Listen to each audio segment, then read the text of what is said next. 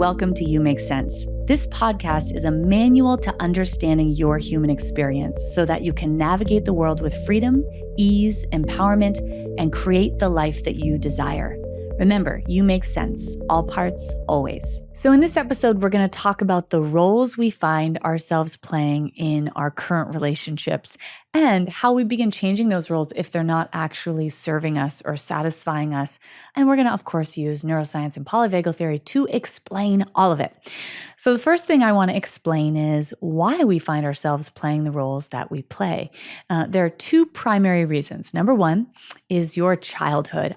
Wow, am I a broken record? If you've listened to a lot of my episodes, you see a commonality here that a lot of this goes back to our nervous system. It actually always does. And also a lot of things are rooted in our childhood. And when it comes to relational dynamics, the blueprint for that or the foundation of it begins in our earliest childhood experiences, because when we came into the world, that was our first introduction to what it's like to be in communion with other living beings. So that blueprint is laid deeply inside of that database of past information inside of us. And we use it literally like a blueprint, or our nervous system does.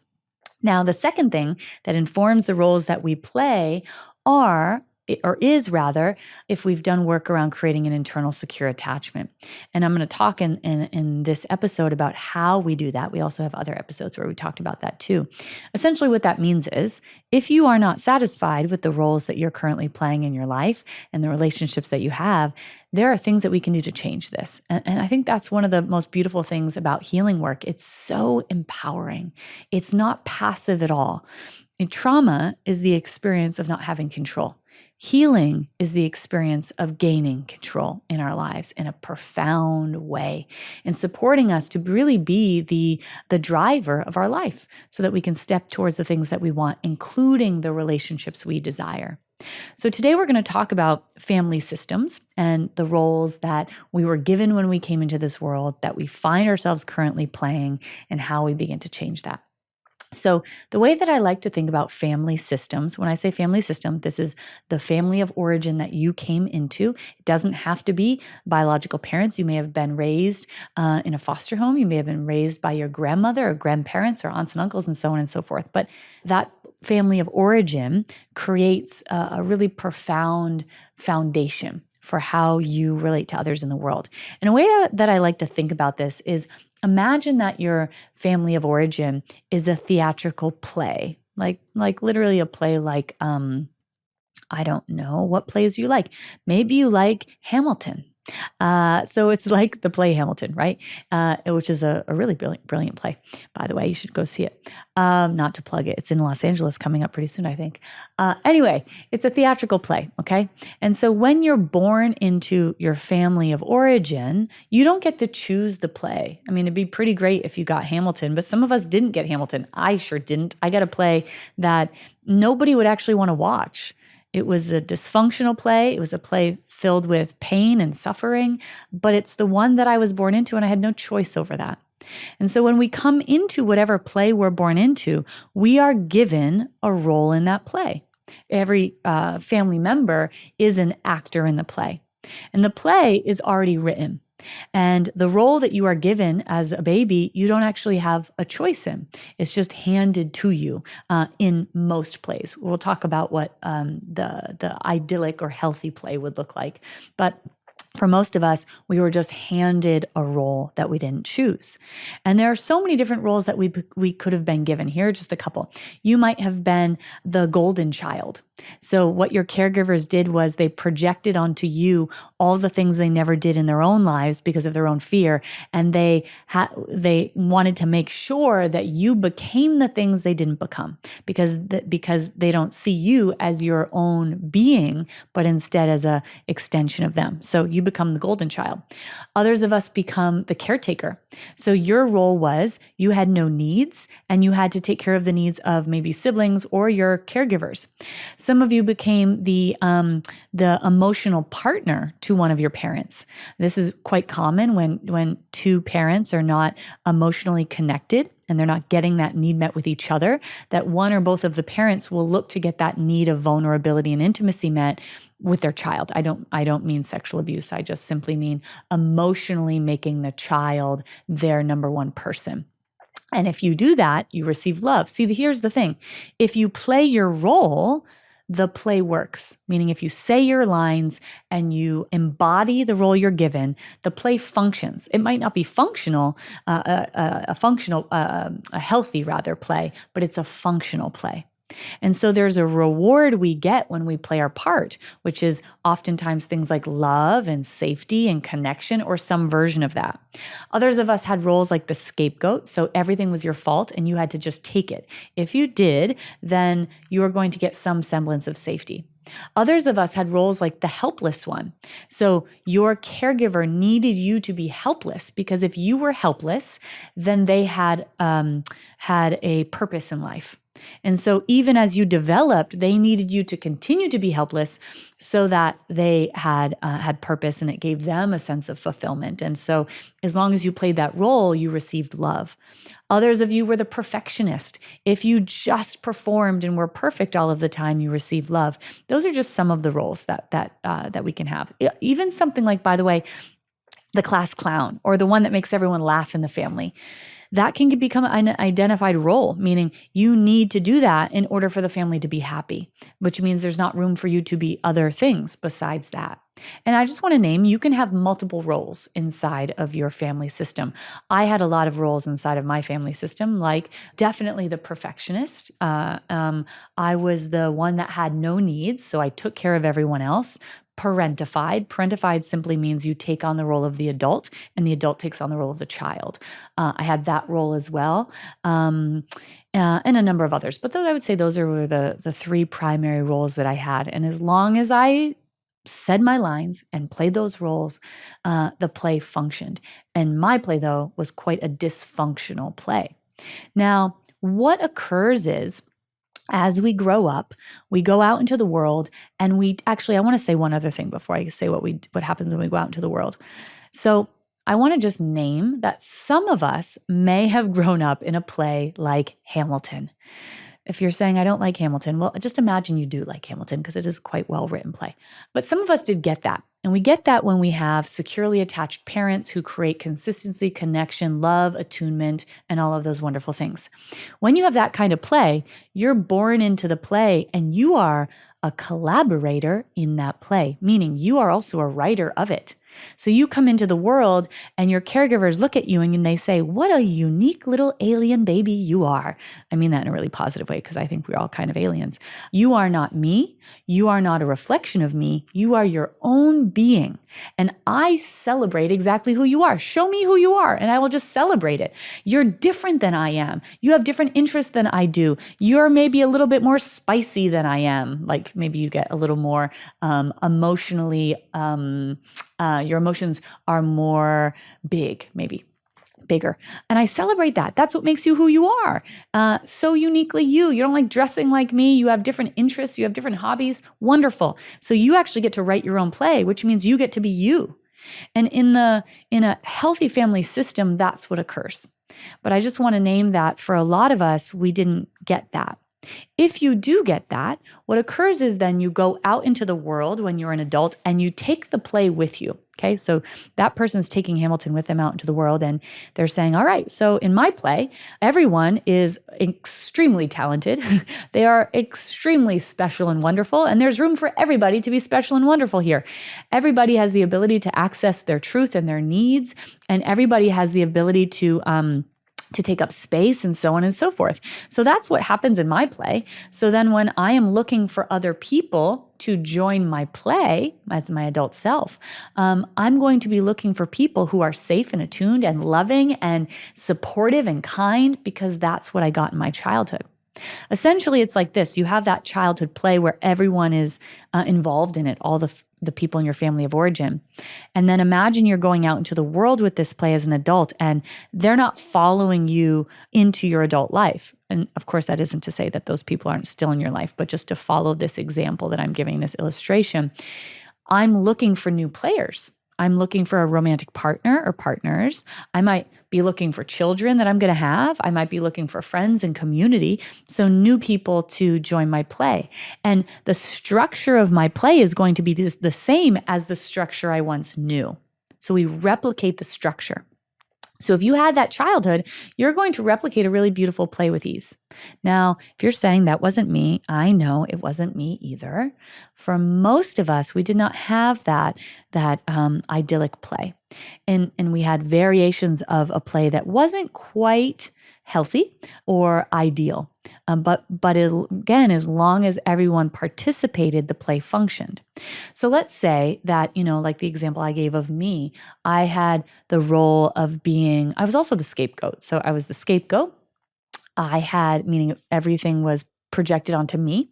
I had no needs. I was the caretaker and parentified. And I was in some ways, the golden child, like the perfect one, and had to be perfect all the time. Those were the general roles that I played. So as I went out into the world to look for a partner, and certainly for friends and other people in my life, it's like I was carrying that play with the role that I was used to playing. And I was looking for other cast members to fill the roles that were once filled in my life. Now, you might be saying, like, why would you want to replicate that play? Isn't that strange? You'd want to do that. Well, this is all happening subconsciously on a nervous system level. The reason this happens is because our threat detector, the one that's the first line of defense as we go out into the world, it's resources or looks to that internal database of past information to decide not only if we're safe or not, but the blueprint for what relational dynamics are. So it likes what it knows. And so it's going to replicate what it knows because of that. Because all that it thinks is, this is what love is. This is what connection is. This is what belonging is. This is what family is. So I went out into the world and I really wanted to have loving, safe, wonderful relationships where I had needs. But because of this structure of this play, what I found myself doing again and again and again in both romantic partnerships and friendships was attracting people who filled the roles that my parents filled and that my siblings filled. So my siblings were quite cruel to me, and not because they were children, not because they were bad children, but because I was the result of an affair that caused their parents to split up. And so my mother didn't take responsibility for that. So their anger that could not be projected at my mother, which was where it should have gone, went to me. So I was always wrong or unwanted or all of those things. So I found myself in dynamics, just one way this looked, in dynamics with people usually in friend groups where I was othered a lot, like made to feel like I wasn't really wanted, I didn't really belong, I wasn't really chosen.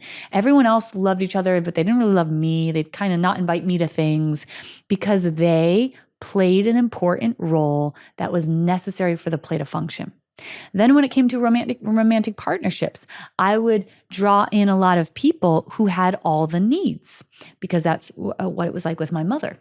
So I would draw in people who had all the needs and were helpless in a way so that I could play my role and meet their needs because that made my play function. Or other people who I was never quite enough for, which that supported the part of me being a perfectionist. And I'm not saying that this was comfortable. I didn't like this. But again, our nervous systems like what they know because that's all that they know what that is family or love, etc. And it's also a way that our nervous system is trying to make the past different. If I could just make different what happened, I'll be okay now. Like I'll be able to escape the past. Now, what's really interesting about this is, let's go back to romantic partnerships for a moment.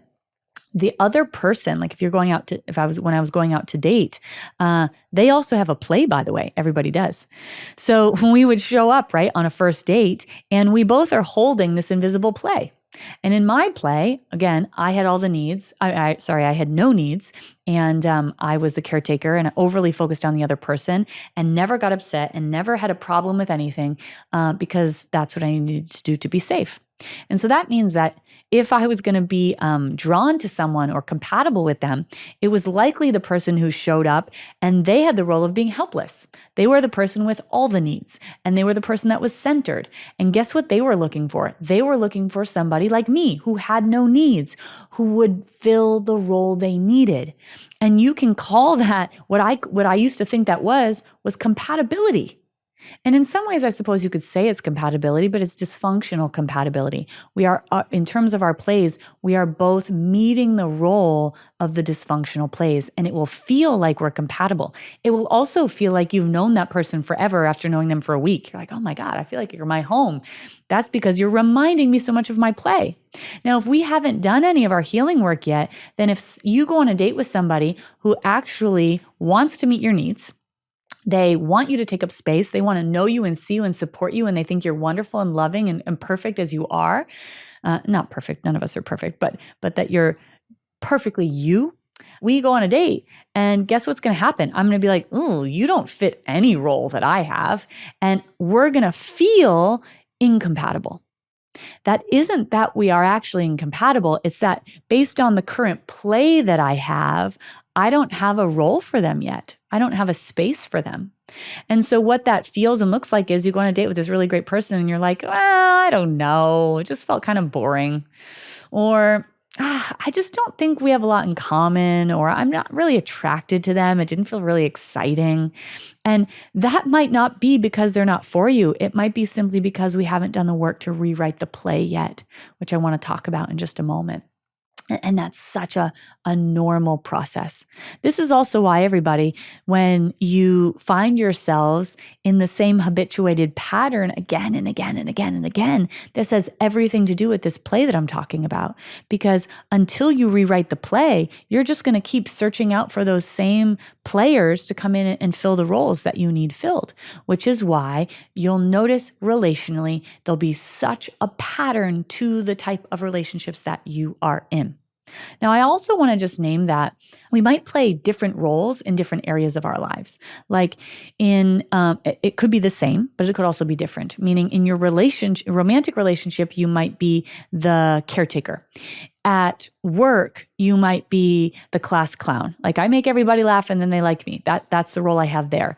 And so it's not necessarily a global thing that one role takes over everywhere. It might be different in different areas of your life. I just wanted to name and notate that.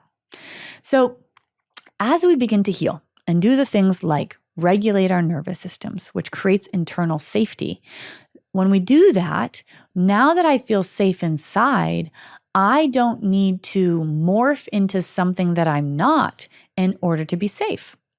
And part of playing roles is that we are actually morphing into something that we are not in order to gain some semblance of safety. If you are safe inside, that begins to allow you to be you, the you that you actually are. In healing, we are not becoming anything. We are coming home to who we have always been. We're taking off the masks that we've been wearing. We are relinquishing these roles that we had to play in order to be safe. And that's the beautiful thing about healing that's so exciting. It's once you become safer inside, again, the primary root of that is regulating your nervous system to create an internal landscape of safety. When we do that, then I am safe to be me, wholly and fully. And we actually begin to discover who we actually are, which is such a beautiful process. And at that time, we'll start to notice, I don't like this role. There are things about this that I actually don't want to do anymore. And it'll begin to become a natural process of rewriting this role. Another component that supports this to happen is doing parts work. So when we actually address our younger parts and we create the safety, connection, attunement, love, belonging that they never got, what happens is those parts start to feel really safe. And that means that they get to be who they actually are. So now we have our adult self being who we really are. We have our young parts being able to be integrated into us so we can fully be expressed as the unique, incredible human being that we've always been. And what this looks like is we start to have access to things that were inhibited. In my life, that looked like, for example, when I had no needs, I was disconnected from, I was never mad at anybody. I was one of those people that when someone bumped into me, I would apologize. Like they step on my foot and I'm like, I'm so sorry. And then they would say like, why are you sorry? I literally just elbowed you in the head by accident. And I'm like, oh my, yeah, but sorry that you did that. Sorry, my head was there attached to my neck. Like literally to that point, I'm not even trying to be funny there. I had that level of disconnect from myself. And so as I started to heal, what happened was I noticed like, wow, things actually bother me. And I started to get annoyed with stuff. Like if someone was 15 minutes late, I'd be like, that's kind of annoying. I'm sitting at this restaurant by myself for 15 minutes. Like, where are you? You could have told me, at least text me that you're going to be late. And I'd feel agitated. This is really healthy. It is healthy to have a full breadth of human experience, meaning to feel frustration and anger and have needs. And so the need I had there was, hey, can you let me know if you're going to be late? Yeah, it's there. I live in LA. There's traffic everywhere. Although I'm late often, and we should probably know that we're always going to be late because there's always traffic. Anyway, that's just something I'm saying for myself to notate. But I had a need, and the need was, can you let me know if you're going to be late? And my frustration was telling me that. So I was rewriting that role. It was naturally starting to happen. I am a person with needs. I'm not just easygoing all of the time. No one's easygoing all the time. And then I started to notice like, I've come out of survival. I'm not in this hypervigilant place. And I'm actually kind of a weird person.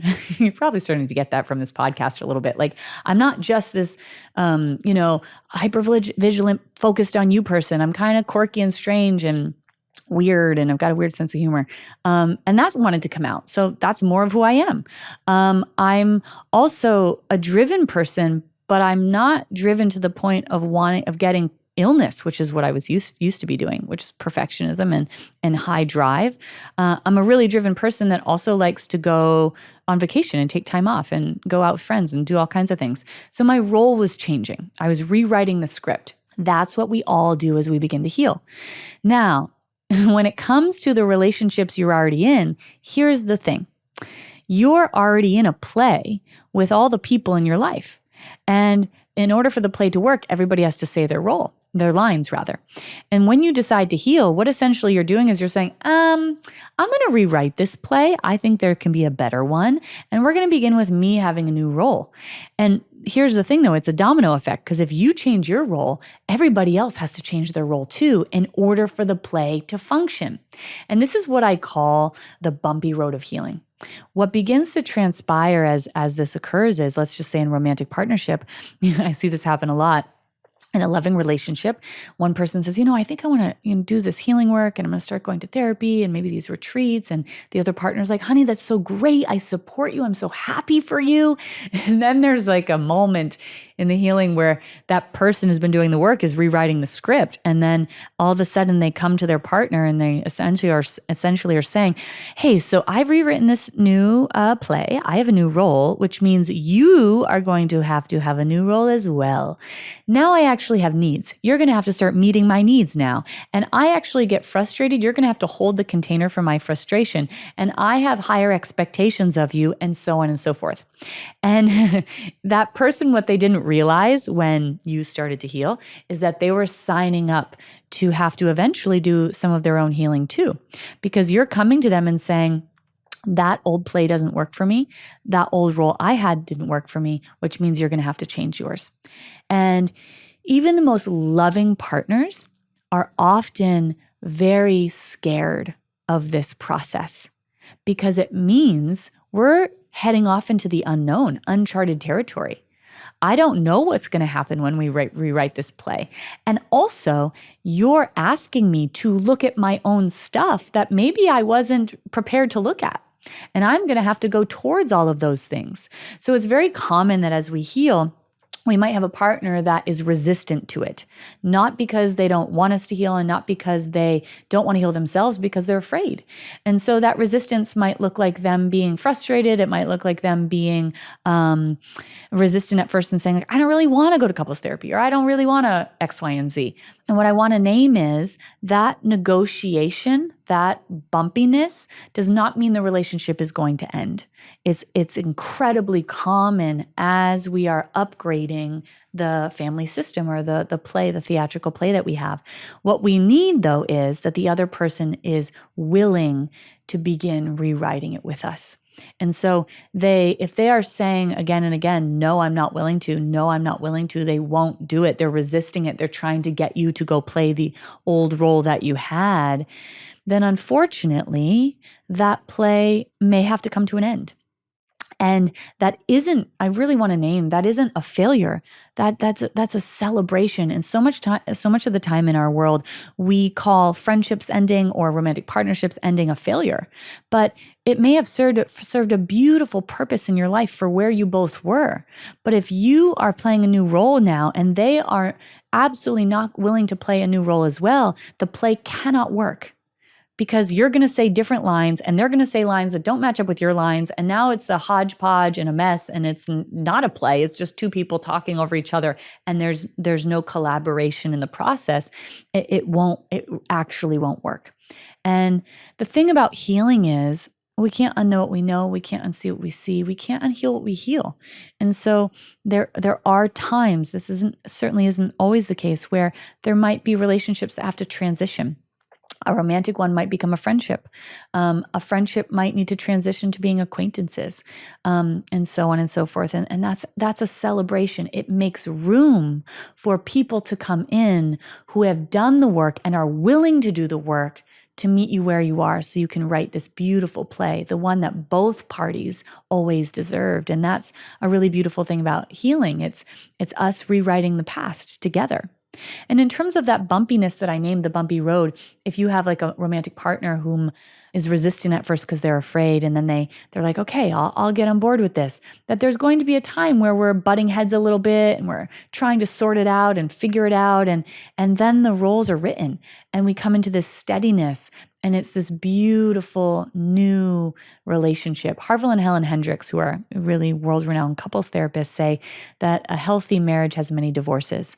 And that's really what they mean by this, that we're constantly growing, which means we're constantly rewriting the play and making it better. And there are things that we want to expand on and so on and so forth. So the current play that you have is informed either in both, really, by your past and also by the work that you currently have done. And it's so very possible to continue to rewrite that play. I just like to say that because so much of life can feel out of our control, but the truth is so much of it is actually in our control too. And so we get to write the script, we get to create the life we desire and the relationships that we desire too. Looking for ways to work with me? There's a waitlist for every program I offer, and one of the benefits is getting access to limited time reduced pricing before it opens to the public. You can find the link in the show notes to learn more. All right, so we have Rachel back with us on this episode so we can answer some questions that you've all submitted around your roles in your family systems. Rachel, can you ask us the first one today, please? I can, and it's a question I think I could have written a few years ago, so I'm really excited to hear what you say, because it probably still relates a bit to me too. And probably me, by the way. How can we get comfortable in receiving when our default system is to be a giver all the time? So a couple of things to say about this. When we've had, whatever role it might be in our family system, including being the giver, there's a wide range of benefit that we got from being in that role, right? So that role not only may have saved our lives, but that role also may have got us love and affection and attention and a sense of belonging and purpose and value. So it can be really scary at first to begin, our transition out of that role, because our system is going to say, and our parts are going to say, well, if I'm not in this role of giving, then what's my value? If I am not constantly being the one providing everyone their needs, then are they even going to want me anymore? because that is how we receive love. That's how we receive belonging. We didn't get a message consistently that as we are was worthy of receiving love by doing nothing, by literally eating, brownies in the grass. I don't know if you want to eat brownies in the grass, you could, but just as we are is enough. So there's going to be some fear, tentativeness, activation around the process of removing that role from our experience, that predominant role. It doesn't mean that we are not going to meet other people's needs, but that not being our primary source of value.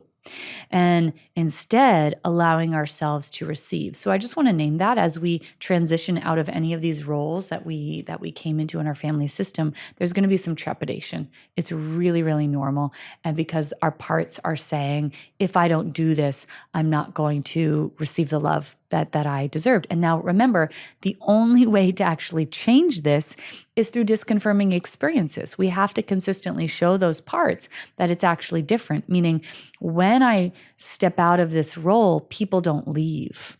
In fact, they invite me in further. I want to just name this. There are going to be some people in your life whom are at first are not going to like that your transition out of that role. And the reason being is because they don't want to have to address the play. Like imagine you have this Othello, let's say. It's a really exquisitely well-written play. And it's functioned for a very, very long time. And there's been a lot of benefit from Othello. Think about how many times it's been performed and how much money has been made off of it. Imagine someone sat down and said, I think that we're going to change this whole thing and rewrite it. That's a lot of work, right? To take the whole thing apart and put it back together. And so when we're changing our family systems and the roles we play and the play in particular, it's a lot of work. So if we are wanting to change our role, the other person might not be yet on board with the process that it's going to take to change this entire play. And so because of that, there might be some resistance on their part because they're afraid of what it might look like if the play is rewritten. They're afraid of the unknown in that process because what's going to happen with the relationship, and they're afraid to look at their own stuff. So there's going to be some people that are going to resist the new role that we're playing because they don't, all out of fear, because they don't want to look at it themselves and they're afraid what might actually happen.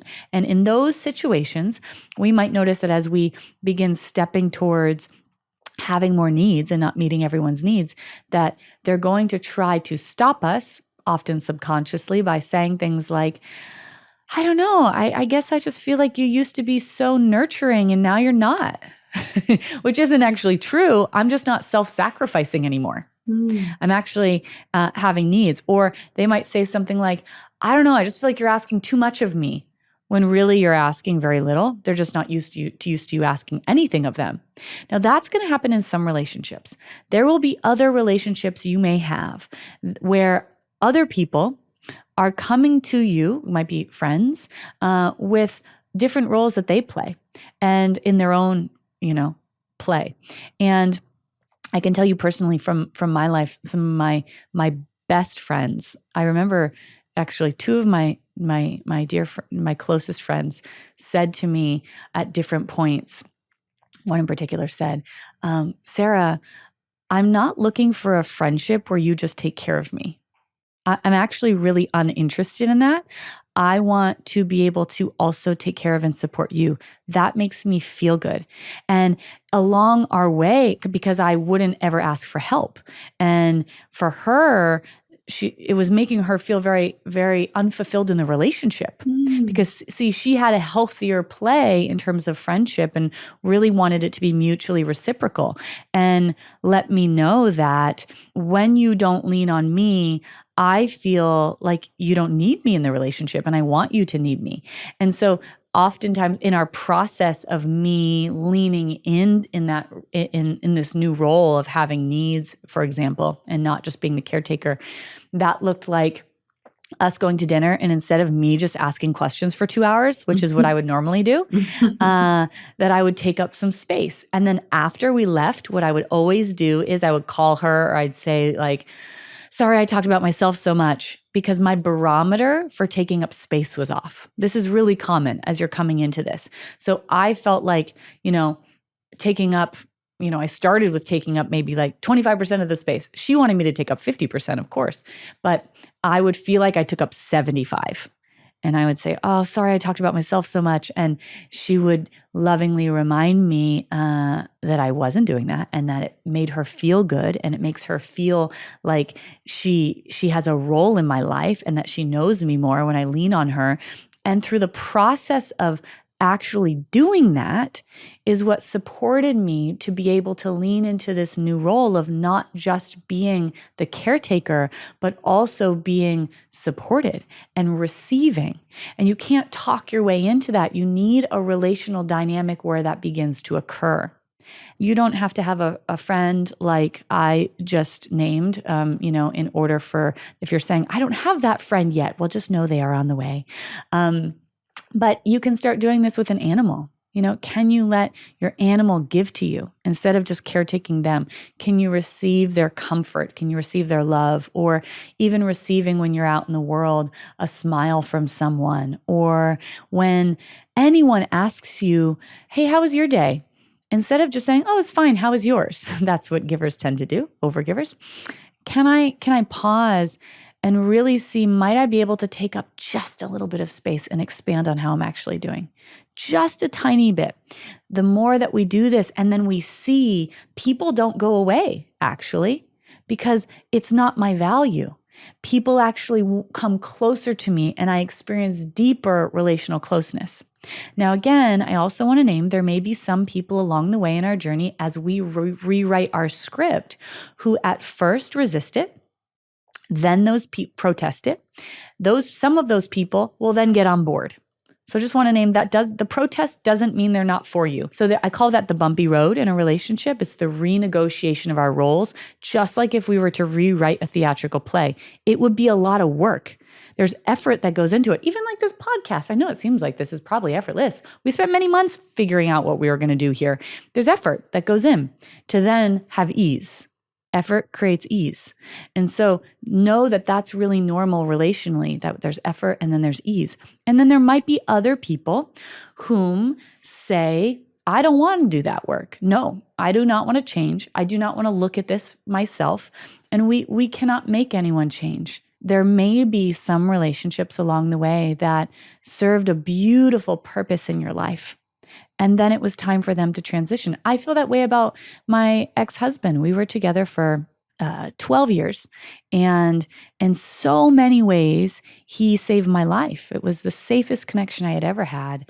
It was a container that I was able to heal inside of in a really profound way. I have so much gratitude for it. And I wanted to continue to grow and heal. And he was in a very different place. And there's nothing you can do about that when we hit a crossroads like that. And so that's not a failure. That is a beautiful success. And I just want to name that because as those relational dynamics transition, our culture says to people, if you've been married for 50 years, they're like, congratulations, way to go. They don't ask you, what is it actually like inside that marriage, right? And so sometimes that could be a really beautiful thing, and sometimes it's not. So things transitioning is not a failure. If you have grown and tried really hard, and yet we're at this crossroads of the script doesn't work anymore, then that's a celebration of you rewrote the script, and that's something to be super proud of. Oh, and so many people can feel a failure. Like, we have a lot of old kind of traditions that are still sort of in our systems in a way where, if your script changes and it doesn't work out with your married partner, it can feel like a failure and like you've done something wrong, and actually just having that complete reframe that actually you've healed and you've brought more of yourself onto the table, and it's totally okay if you don't match up anymore. And likewise in your relationships where it can feel bumpy as you're embodying more, knowing yourself more. For me, it's really looked like not just saying yes to every request all the time, and not bending myself out of shape and trying to make things work for other people when they don't really work for me. I've done that ever such a lot. And actually now I'm taking up the space to say, I need to just think about that. And then I'll let you know. And Yeah, it feels very different, but it can feel frictiony and bumpy, like you say, because someone might be used to you being so generous and giving all the time. And hang on a minute, you used to always just say yes all the time and be so happy about that. Yeah. And that's the difference between being of service and of sacrifice. We're so similar in this way. I had that same response of, I don't want to disappoint anyone.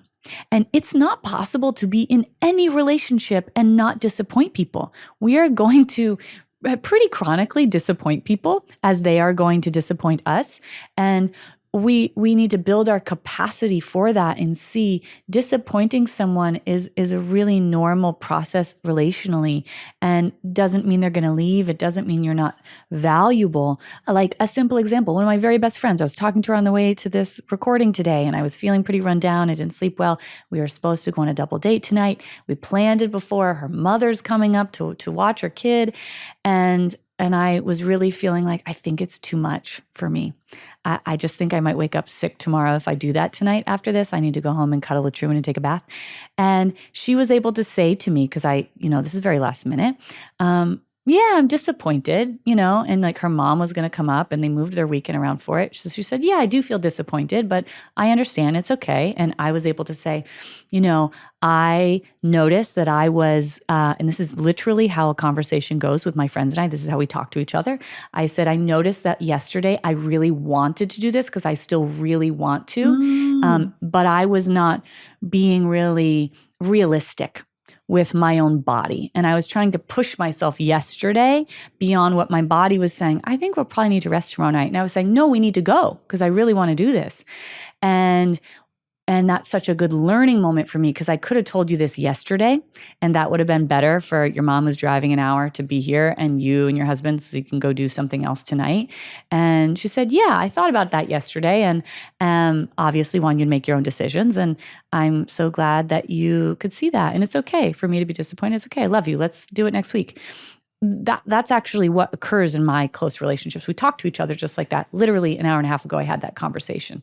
And that is a very different role for me than what I would normally do, which was like my immune system's a little taxed and I would have just gone and then probably woken up tomorrow sick because I didn't want to disappoint. And so what we learn as we come into these new roles is that's okay. Someone's not going to not love you because we're imperfect. And our goal is that we can have, I know people listening might be like, wow, do you and your friends talk to each other like you're in therapy all the time?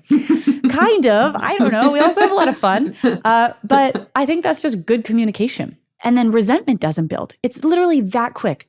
5-minute conversation about it, and then we can move on. And this is what it's like to step into new roles. And as you can see, I want everyone listening, I've been doing this work a long time.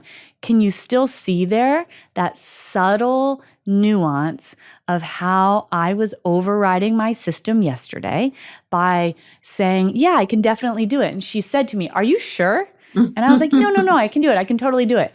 I wasn't fully listening. And there's like the little flavor of that old role I played of making sure everybody else was okay. And I want to normalize that because I don't want anyone listening to think like, oh my God, you two must be perfect little human beings. Of course not. And that's what the journey looks like in terms of going from a long time ago having zero needs. There was no way that I could ever communicate what I was experiencing, and I would just suck it up to here. And so yeah, that's what the process looks like. And we can only do that relationally. You can't just think your way into it. You have to feel your way into it. First of all, I think it's really great that you do this with your friends and you're modeling and showing that that's possible between friendships as well as romantic relationships, because so much is often just so romantically relationship focused. And I just wanted to say, I totally over-focused on doing, giving, but then my body gave up. I was ill for so long, constantly had a cold or sinusitis or something else because I never gave my body the rest it needed. So I think you're putting out important points. Yeah, and our bodies will speak up, right? They're going to say, we can't do this. No, I think it's a way that the universe is like, I'm going to try to make you hear what you need to hear, which might be like we get sick all the time. We lose our hair. We're struggling with our sleep. It's our body trying to and our psyche and our soul trying to wake us up. And talking about needs, this next question is sort of related to that. Thank you for keeping us on track, Rachel, because this could become a 4-hour episode. So I'm super glad that you are keeping track of things. Let's go to the next one. Yeah, so I grew up in a family where I wasn't allowed to have emotions. When I try to just be in the emotion sometimes, I get really overwhelmed. How do I navigate this? This one is really common. I'll say it's also, it's common for all people. I would say, I just want to notate or name that the way that little boys are raised culturally, in many parts of the world, unfortunately, is to not feel. Like we have put these roles, these gender identities on what does it mean to be a little boy? What does it mean to be a little girl? Blue and pink, right? Like we do that right away. Little girls, you can feel everything except anger. So you're not allowed to be angry. You can be helpless. You can be like Snow White and just be cute and helpless and sweet. And you can cry, but don't you dare get angry. Now, little boys, you can be tough and angry, but don't you dare cry. And don't you dare have feelings, right? These are given to children very early on. We see that, like, luckily, television shows and movies have changed for kids now, but when we were kids, do you remember that? Those kind of identity, those gender roles that were given? Yeah, I do. But I also remember not even being allowed to cry, like not being allowed to be anything other than a pretty little girl. Right. Yeah. And just be really sweet all the time. Yeah. So yeah, we're sent this message in really profound ways. And so when we're in and just to name, there is no gender identity to emotions. We should all be feeling the full breadth of emotions. This is just the human experience to feel joyful and sad and lonely and angry. Anger is a healthy emotion. Frustration is a healthy emotion. Playfulness and silliness, all of those are really healthy experiences. But we were conditioned very young not to do that. And we're shamed in different ways, right? Like little boys are shamed in a specific way about crying versus the way little girls are shamed about it, right? Like a little girl might be told that she's being too much, and a little boy might get the message that he's not being a little boy. He's being like a wuss or whatever kind of like really horrible language is given to children around their emotion. And essentially, what's happening in both of those situations is we're shamed, right? So don't feel your natural feelings and find a way to push them away. And so what happens is our trusty nervous system that loves us so much, it comes in and says, I'm very sorry that your loving parent is incompetent in this area. They don't know how to feel themselves. And so because of them not knowing how to feel, they can't tolerate you feeling. That's actually what's occurring here. If an adult doesn't have capacity to feel, when you feel, that overwhelms them. So they have to make you stop feeling, because they don't know how to feel themselves. So you're reflecting back to them what's inside of them that they don't want to look at. So they're going to do things like, stop crying, you're fine, you're fine. Even a nice parent does that, right? They're bullying, they're picking on you because they have a crush on you. That's why they're doing it. And you're like, what the fuck? You wouldn't say that when you're 8 years old, like, what the fuck? But sorry to swear, friend, that's something someone doesn't like. Sometimes I do swear. But you know what I mean? You'd be like, are you kidding me? They're bullying me. What do you mean they like me? You're telling me that that's romantic? Like that's supposed to be a good thing? But they're talking me out of my feeling, right? Because they don't know how to tolerate it.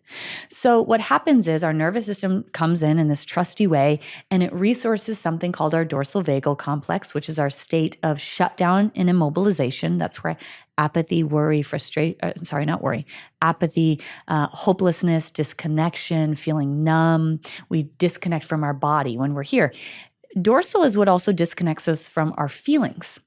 So it literally supports us to not feel what's arising. So it's like, don't worry, I will take that feeling and I'm going to put it in a box for you where you don't have to experience it.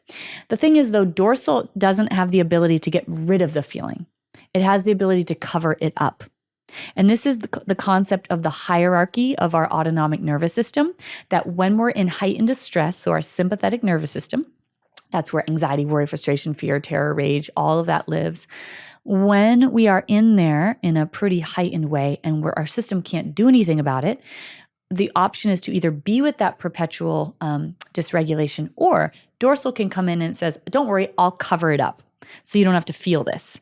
And that's what a lot of us learn to do, disconnect and cover it up. Now, as we heal, I hope people listening don't think, oh my God, healing sounds awful. I promise you, healing is what's going to lead to the life that you desire. And and by the way, healing's not all hard. Healing's also filled with joy and excitement. Honestly, it's exciting. To me, I'm like, if I'm not consistently becoming more of myself, what the heck am I doing? Sleepwalking? So I always want to be growing. You open up a new thing and you're like, whoa, I didn't know life could be like this. Cool. So anyway, just to be a little cheerleader for the healing process there. So as we heal, what's going to happen is we get rid of that dorsal, that shutdown. And now we're going to have to be with those feelings that were always there. Now, our work is to build our capacity to be with that. At first, it's going to overwhelm us because we are not used to it. So we have to build our capacity to hold those feelings. And that means feeling small, titrated amounts at a time. Titration simply means, imagine we have this giant bucket. We've talked about this before, like a gallon bucket of activation or feelings, sensations, traumatic energy. It's like there's a spigot at the bottom of the bucket, and we take a small amount of that out and we metabolize it. We feel it in our body, and then we discharge it. We do something to get rid of it out of our body. That is the process of titration, pendulation, and discharge. We've talked about that in another episode. So that's what we need to begin doing. And I want to name that at first, feeling a small amount is going to feel really big. I can say for me, like anger wasn't something that I wasn't able to feel anything, but anger certainly wasn't. So when I started to come into my expression of anger or frustration, I remember my barometer was way off. So I would literally, let me find an example. Let's say that I was just feeling frustrated that my partner, I don't know, it could be something as simple as like, why aren't you ever unloading the dishwasher? Like I was getting frustrated about it. Like, this is not okay to me. I want you to be doing this thing. And I've asked them a couple times. And then I feel frustration. So I would communicate and say, hey, it really bothers me that I've asked you this 3 times and you're not helping me do it. Can you please help me do that? Like in that tone. I thought I was yelling because my barometer for being in that activation was really off. I didn't have a lot of capacity for it. So I just want to name, like you can tell I was not yelling at all. I wasn't being soft and sweet, but I was being firm. But to me, that felt like a 10 because I'm not used to being at a 2. And the same will go for any emotion, sadness. I'm not used to being at a 2, so it'll feel like a 10. And so that's why we want to come into small amounts of it as we experience this. Some ways that you can do this to come into that energy is 1, journaling. So we take a small amount, we connect to the emotion, the sensation, and then let your nervous system write to you about what's occurring inside. Not overthinking any of it. So it's not trying to be cognitive about it, but really let your nervous system write. It might write the same word over and over again. Great. That's you processing and connecting to what's occurring. Another way is put on some music that registers or connects to what's occurring inside. Because we can actually co-regulate with music, and it's almost like the music is taking our hand and walking us through the autonomic experience we're having and ushering us out of it. It's literally like you're being danced by the song, and you don't have to actually be a good dancer. I remember I went salsa dancing once, and I don't know how to salsa dance, and I was so freaked out. And this guy came over to dance with me, and he is like a wonderful dancer, and I was like, I don't know how to do this. Please go away and don't ask me to dance. And he was like, just try not to do anything. Like, let me lead you. And when I was trying to do something, I was dancing really poorly. When I tried not to do anything, everything was fine. And so music can actually be that for us if we allow it to, as we move through our nervous system. Just let the music dance you through the activation. So tolerable small amounts, and then using regulating resources to process it through. That's really what the process is like until we get to a point where I can hold a 2, I could also hold a 10 in activation around any of these experiences, but we must come into it slowly. Yeah.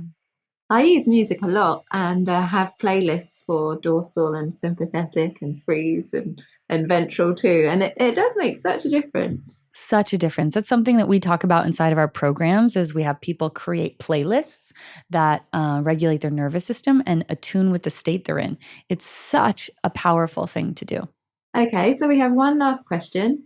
If someone from your past comes back to your life and apologizes, how do you know if it's genuine and if they actually did the nervous system work and healed as they claim? How do you forgive? Those are two separate questions. First thing that I want to say is when you're regulated, you can connect autonomically to another person. So we go beyond what they're saying with their words and we feel what's happening in their body. And you can tell. If I'm regulated, my body is such a compass. I can tell when you're speaking to me if you're being, not to put you on the spot, Rachel, but I can tell if you're being genuine or not.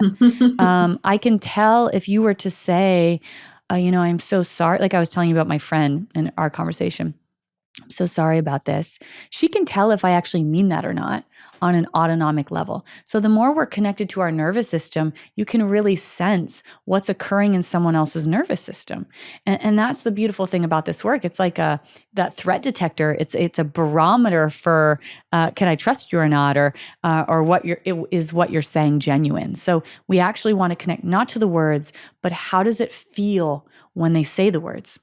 And we want to ask ourselves this when we're regulated. I just want to notate, if you're in a young part, the young part may be like, I don't trust you, I don't trust you, I don't trust you, because you're reminding me of a person I couldn't trust. But when I'm regulated, what am I getting from you on an autonomic level as you're communicating this? The other thing that I want, and of course, what work have they done to show us that they have done the work? The other thing that I want to say about forgiveness is there is such a spiritual bypassy thing out there, and I'm an incredibly spiritual person, so I'm not, dissing spirituality. It's center of my life, certainly. But there's a message out there that we should just have loving kindness. We've talked about this before, and just love everyone and forgive everybody because that's being a high vibration or whatever.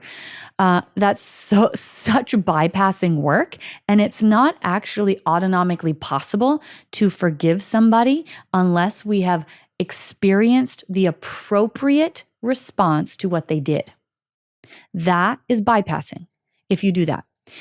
What we must do in order to forgive is we have to allow our system, as I just named, to feel into what was appropriate to what occurred.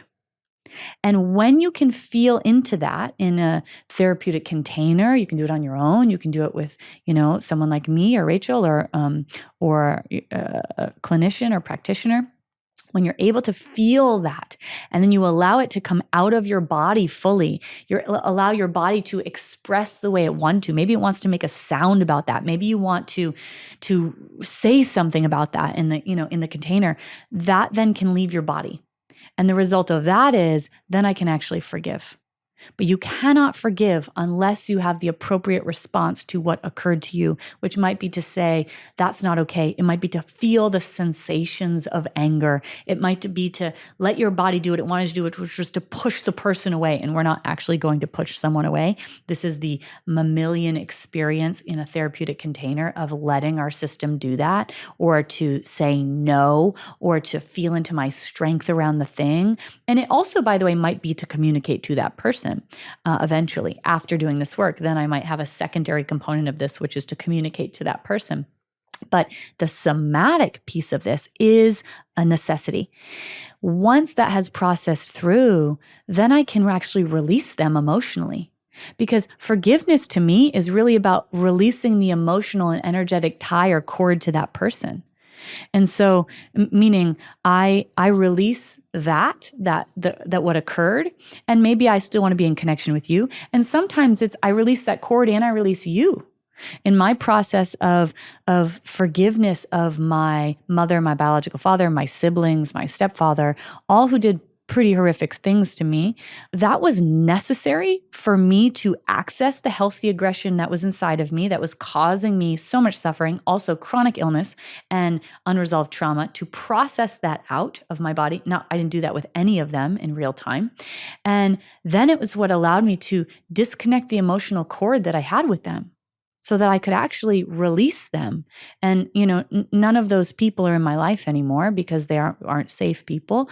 But it doesn't mean for you that you have to release those people. It might be that they're connected to you in a healthy way. So that's so important to understand about forgiveness. And so powerful to know the process so that it's not, you're not stuffing stuff in and overriding, which then the resentment would come out sideways anyway. It's actual full digestion, processing, and then moving on in the way that feels right to you, whether you want to remain connected or not. So, wow. Exactly. Amazing, Sarah. Thank you for such a powerful episode. Thanks, Rach. This was so nice. I know this was a longer Q&A than normal, but it felt like a really fruitful one. So thank you so much for being here. And remember, everybody, you make sense, all parts always.